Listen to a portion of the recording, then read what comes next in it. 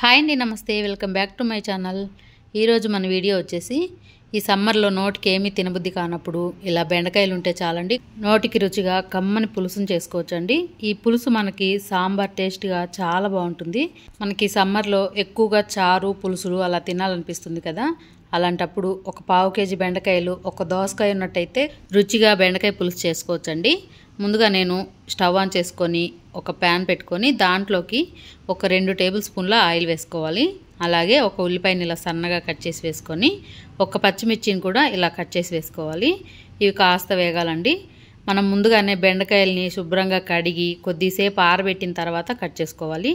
నేను సన్నగా కట్ చేసుకున్నాను, మరీ చిన్నవి కాదు. పులుసుకి కొద్ది పెద్ద సైజులో ఉంటే బాగుంటుంది. ఇప్పుడు చూడండి, ఈ సైజులో ఉంటే పులుసుకు బాగుంటుంది. అలాగే దోసకాయని కూడా పైన పొట్టు తీసేసి గింజలు మొత్తం తీసి కొన్ని ఉంచాను. 1-2 గింజలు ఉంటే చాలండి, ఎక్కువ ఉండాల్సిన అవసరం లేదు. ఇలా దీంట్లో వేసిన తర్వాత ఇదంతా ఒకసారి బాగా కలుపుకుందాము. ఇలా కలిపిన తర్వాత ఇప్పుడు దీంట్లోకి ఒక 2 టమాటాలు, మనకి పులుసు కొంచెం చిక్కగా ఉండాలి అనుకుంటే టమాటాలు ఒక 2 వేసుకోవాలి. ఇలా వేసిన తర్వాత ఒక్కసారి బాగా కలుపుకొని ఇప్పుడు దీంట్లోకి పసుపు చూసి తగినంత పసుపును వేసుకోవాలి. ఒక 1/2 స్పూన్ వేసుకుంటున్నాను. అలాగే టేస్ట్కి తగినంత సాల్ట్ కూడా చూసి వేసుకోండి.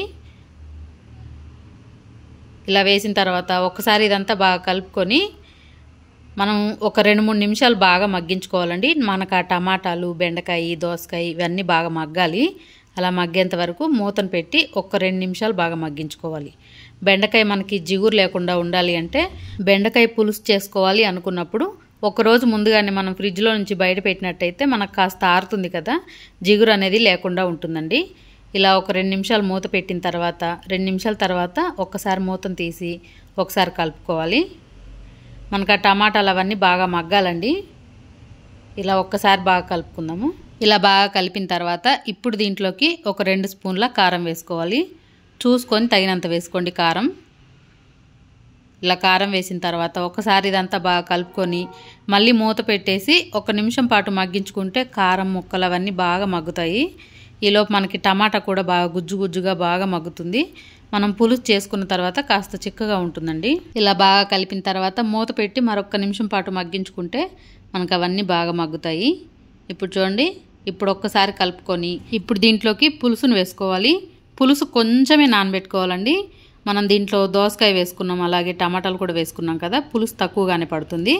కొంచెం ఒక 2-3 రెబ్బల పులుసును వేసుకొని ఇలా బాగా రసం తీసి దీంట్లో వేసుకోవాలి. ఇప్పుడు ఒకసారి కలిపిన తర్వాత మీరు పులుసుకి ఎంతైతే కావాలి అనుకుంటున్నారో అన్ని నీళ్ళని వేసుకోండి. నేను మరొక 1.5 కప్పు నీళ్ళని వేసుకుంటున్నాను. ఇలా కలిపిన తర్వాత ఇప్పుడు తగినన్ని నీళ్ళని వేసుకొని కొంచెం కరివేపాకు కూడా వేసుకోవాలండి. ఒక 2 రెబ్బల కరివేపాకు వేసుకొని ఇప్పుడు మూత పెట్టేసి ఒక 2-3 నిమిషాలు బాగా ఉడికించుకోవాలి. మంట మీడియంలో పెట్టి ఉడికించుకోవాలి. ఇప్పుడు చూడండి, మూతను పెట్టేసి ఒక 2-3 నిమిషాలు ఉడికిన తర్వాత ఒక్కసారి మూతను తీసి ఇప్పుడు ఒక్కసారి కలుపుకుందాము. దీంట్లో మనం వేరే మసాలాలు ఏమీ వేయకపోయినా కూడా మనకి బెండకాయ పులుసు సాంబార్ లాగా చాలా రుచిగా ఉండాలి అంటే ఒక 2 స్పూన్ల సాంబార్ పొడి వేసుకోండి. సాంబార్ మసాలా పొడి వేసుకున్నట్టయితే మనకి బెండకాయ పులుసు భలే రుచిగా ఉంటుందండి. ఇలా ఒకసారి కలిపిన తర్వాత మరొకసారి మూతను పెట్టి 1 నిమిషం పాటు మంట సిమ్లో పెట్టి ఉడికించుకోవాలి. మనకి ఇంకా పులుసు ఇంతేనండి, మరీ ఎక్కువ పలచగా ఉండకూడదు, అలాగని మరీ చిక్కగా ఉండకూడదు. మనకి ఇలా ఉంటే బాగుంటుంది. ఇప్పుడు మూతను పెట్టేసి మరొక నిమిషం పాటు మంట సిమ్లో పెట్టి మగ్గించుకోవాలి. అప్పుడే మనకి ఆ సాంబార్ మసాలా పొడి ఆ బెండకాయ పులుసులకి బాగా పట్టి రుచిగా ఉంటుందండి. ఇప్పుడు ఒకసారి కలిపేసి ఇప్పుడు మూతను పెట్టి స్టవ్ ఆఫ్ చేసుకోవాలి.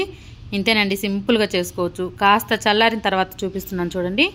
మనకి ముక్క బాగా ఉడికి పైన ఆయిల్ తేలుతూ టేస్ట్ మాత్రం చాలా బాగుంటుందండి.